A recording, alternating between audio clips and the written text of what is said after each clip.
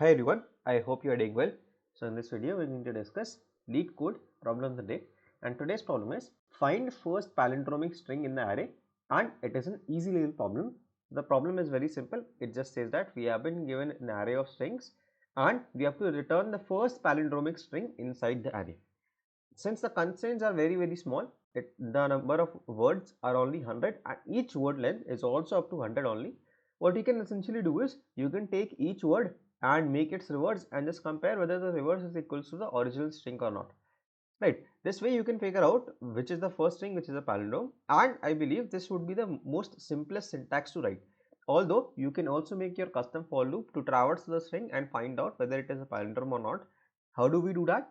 If I'm checking at position 0, I must be checking at position in minus I minus 1. Right, this is how you basically check.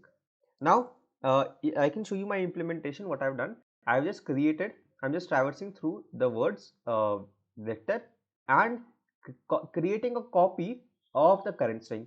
Now I'm just reversing that particular copy and checking whether the new copy that I have reversed is equal to the original string or not. If they are equal, I'm just going to return the current string I, and at the end, if none of the strings matches, I'm just going to return an empty string. Now let me also show you that implementation as well. So let's say I mark create my OK variable as 0 1. That means currently I believe that my string is a palindrome.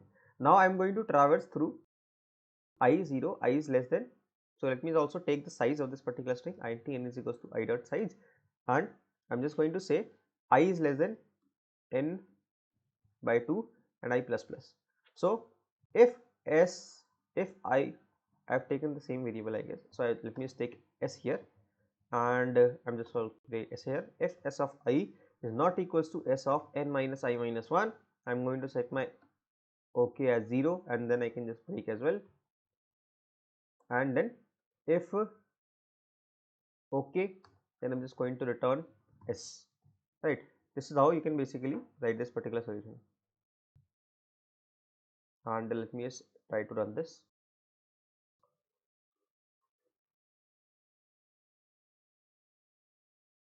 So you see this is passing sample test cases. We'll just quickly submit this and check. So you see this is also passing all the test cases. This solution is absolutely correct. This is the other way to go around what we already did, and you can choose any of the methods. That method was simpler to write, but it was taking a little bit more time than this particular method. This method is fine as well. You just have to figure out which of the strings is a palindrome. This is another way of figuring out whether my current string is a palindrome or not. So what I'm doing is, as soon as I found the first mismatch, I'm just going to mark my OK as false and just break out of it. I'm only going to return S if my OK is true, which denotes that my current string is a palindrome. So that is it for today. I hope that you guys were able to understand the solution.